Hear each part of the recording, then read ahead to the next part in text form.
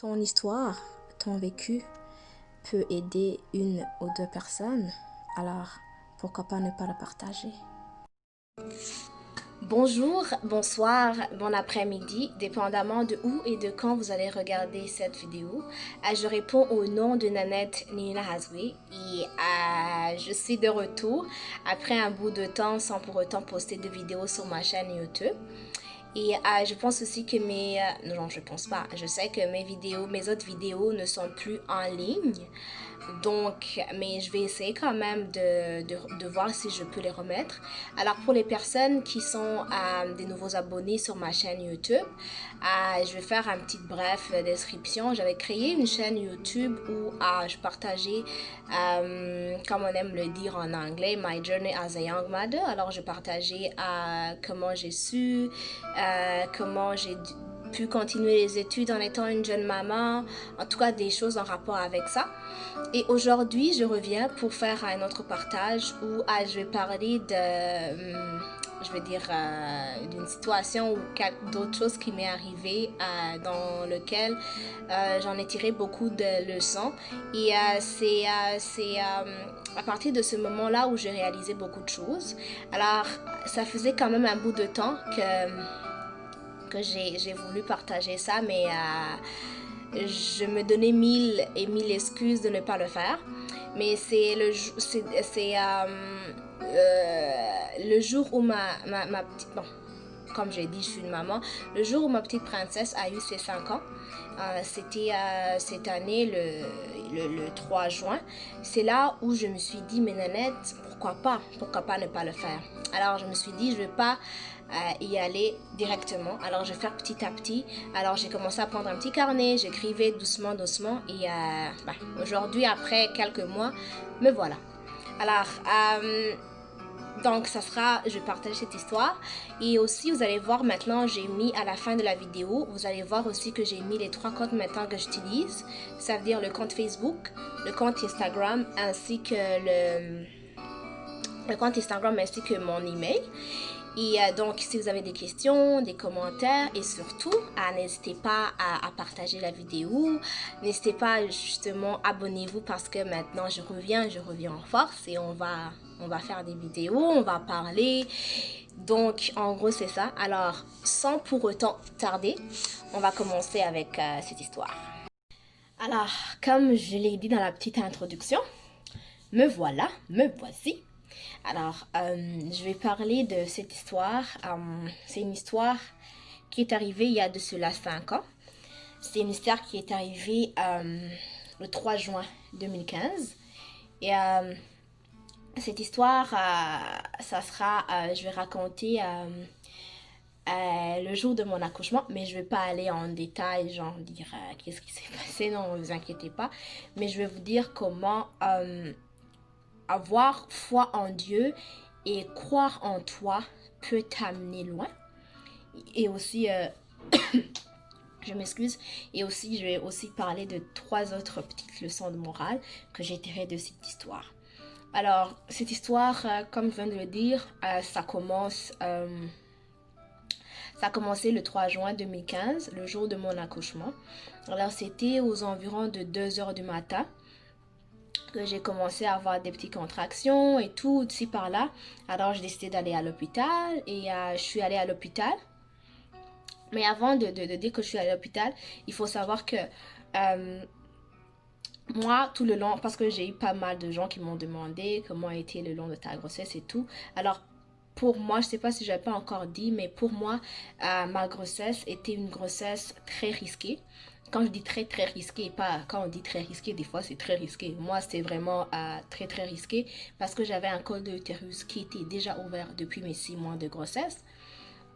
Et aussi, si vous savez, des fois, dans notre pays, il y a une pénurie de sang, et surtout quand vous avez un groupe sanguin rare. Et moi, je suis parmi ces personnes qui ont un groupe sanguin rare. Donc, c'était pas mal de choses. Mais moi, j'avais confiance en Dieu, j'avais foi en Dieu, et je croyais en moi, je croyais que j'allais le faire. Mais aussi, on m'avait programmé pour une césarienne qui aurait dû être faite le 5 juin, en fait. Mais le 3 juin, moi, j'ai des contractions et comme je disais, je vais à l'hôpital. Et on arrive à l'hôpital, l'infirmière qui était de garde, elle me fait les contrôles, elle voit que mon col de l'utérus se trouve à 3 cm. Et normalement, tout le long de ma grossesse, mon col de l'utérus était à 4. Donc, c'était quelque chose d'anormal. Alors, elle décide de dire, écoutez madame, vous ne pourriez pas rentrer, vous devez rester ici. Vous devez rester ici pour qu'on puisse vous examiner à chaque heure, voir l'évolution de votre col de l'utérus, etc. Alors, on me donne une chambre, on reste là. Elle m'a laissé, elle a dit dormez et tout. Moi j'ai dit ok, on va dormir 2 heures, 3 heures, 4 heures, 5 heures. Alors vers 6 heures, on refait encore un test. Et là, il trouve que mon col d'utérus est rendu à 4. Donc depuis toutes ces 3 heures-là, mon col d'utérus a bougé que de seulement 1 cm. Alors là, je pense que comment ça va dire, ok, comment ça va se passer et tout. Et en passant aussi, ma poche des os n'était pas encore rompue. Donc, j'avais un col d'utérus qui était rendu à 4, qui ne bougeait même pas. La poche de mes os n'était même pas encore rompue. Donc, c'était genre beaucoup de choses. Et après, il me dit, ok, on va laisser comme ça. Mais à part après, vers 7 heures, ma mère a dit, écoute, elle a dit à l'infirmière, maintenant, il faut rompre sa poche des os parce que donc, son col d'utérus ne bouge pas. Il faut au moins rompre la poche des os comme ça. Peut-être c'est ça qui freine que le col d'utérus ne puisse pas genre continuer à faire son évolution. Alors, on fait broke, comme on dit en anglais. Puis on rompt ma poche des os. Et c'est vers 8h, 9h que je commence à sentir aussi des vraies contractions. Hein? Ça commence à venir. Alors, à 10h, on refait encore un test. Et mon col est rendu à 7 cm. Donc, bon signe quand même. Et puis, ça, c'était vers 9h, 10h. Puis par après, vers 10h30, 11h, on refait encore. Donc, quand même, ça a fait l'évolution. Il est rendu à 8. Et vers 11h20, comme ça, il est rendu à 9. Donc, après, c'était vraiment le moment d'aller dans la salle d'accouchement.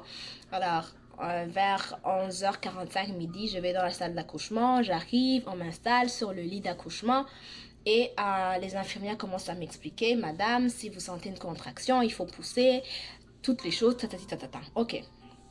Mais quand ils finissent de m'installer, il y a mon docteur ainsi qu'un autre docteur de là qui arrivent et disent, mais ils disent aux infirmières, comment vous pouvez laisser cette jeune fille accoucher normalement. Elle ne peut pas accoucher normalement, ils énumèrent tous les risques et tout.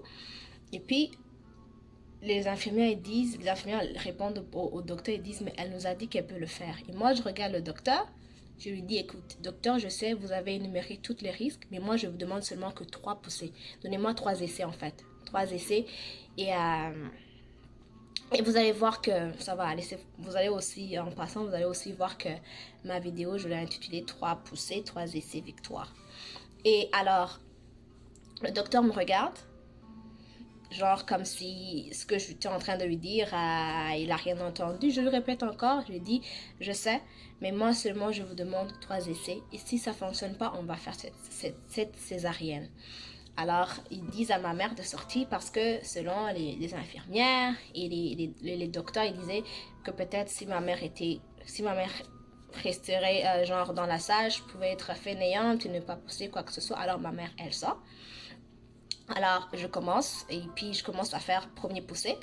Alors, la première poussée, je la fais et à la deuxième poussée, je sentais comme si j'allais m'évanouir et tout comme ça. Tu sais, quand tu vas t'évanouir, tu sens comme si les gens parlent mais ils sont loin et tout. Et je pense aussi que le médecin avait vu ça, le docteur a vu que je commençais à m'en aller. Alors, il m'a mis un tube ici, je pense un tube d'oxygène. Je vous assure, après ce tube d'oxygène, j'ai poussé. À ma troisième poussée, ma petite fille était là, était en bonne santé. Moi, j'étais en bonne santé. Tout s'était bien passé. Et puis, on m'a donné ma fille ici. Je l'ai mis ici. J'ai pleuré parce que j'ai dit merci Seigneur. Et tout le monde me regardait, m'a dit, je savais que j'avais confiance en lui. Et je savais qu'il n'allait même pas me décevoir. Parce que si tu as confiance en Dieu, les choses se passent à la merveille. Alors, je vois les infirmières qui sont vraiment étonnées. Il y a une qui m'a en passant, il y avait une, quand elle commençait à m'expliquer, elle m'a dit en notre langue, genre, je vais prendre ce que tu vas me donner. Comme si, genre, si tu ne pousses pas, moi, je m'en fous et tout. non, d'histoires comme ça. C'est elle-même qui m'a dit, encore une fois, elle a dit, genre, je suis vraiment étonnée, je pensais pas que tu allais le faire. Puis je l'ai regardé, je lui ai dit, il faut toujours avoir confiance en Dieu et croire en toi. That's it. Puis après, alors ils ont fait tous les soins et je suis sortie. L'enfant était super bien, il n'y a eu aucune complication. Et donc, ma mère était juste en train de descendre les escaliers qu'on a déjà appelé. Elle a dit, écoute, reviens, votre fille a accouché, normalement, c'est une championne. Elle a pris l'enfant, ils ont emmené l'enfant donc dans la chambre. Et moi, après, je suis retournée dans la chambre. Mais après cela, c'est que cette même journée, j'ai failli perdre quelqu'un qui m'est très cher parce que la personne a eu peur que je puisse pas le faire.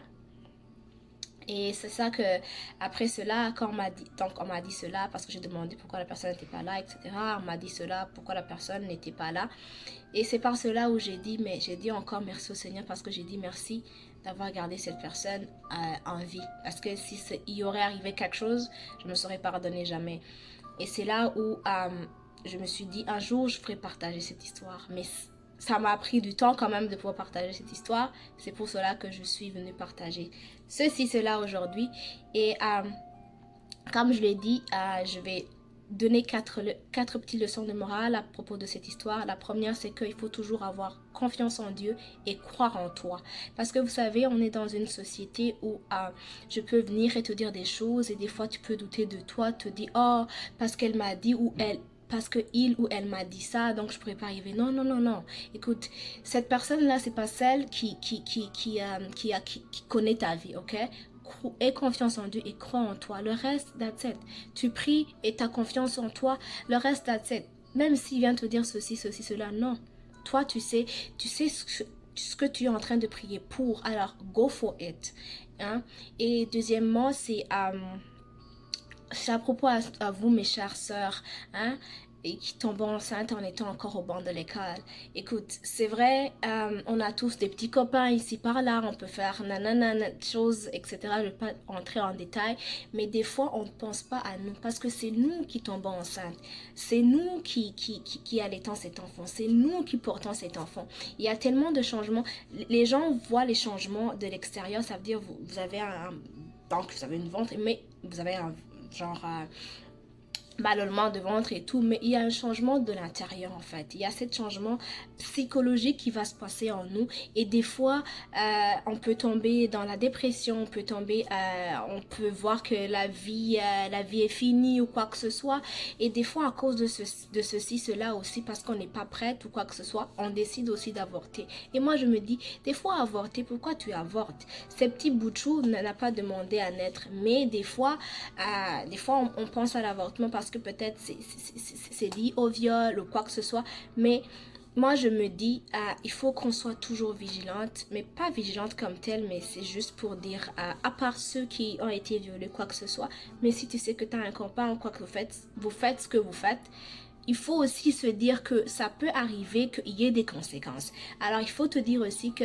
si ces conséquences arrivent, est-ce que moi je suis prête? Est-ce que moi je suis prête à assumer ça? Donc think twice before doing anything, parce que c'est toi, ces changements vont être en toi. Il y a ces changements psychologiques. Est-ce que tu es prête à être maman à ton âge? Parce que c'est pas tout le monde en fait. Moi j'aime le dire. Moi si je l'ai fait, peut-être que j'étais fort dans X ou Y domaine, mais on n'est pas tous de la même façon. Donc avant de faire quoi que ce soit, pense aux conséquences aussi. Qu'est-ce qui va arriver après? Est-ce que je suis prête à l'assumer?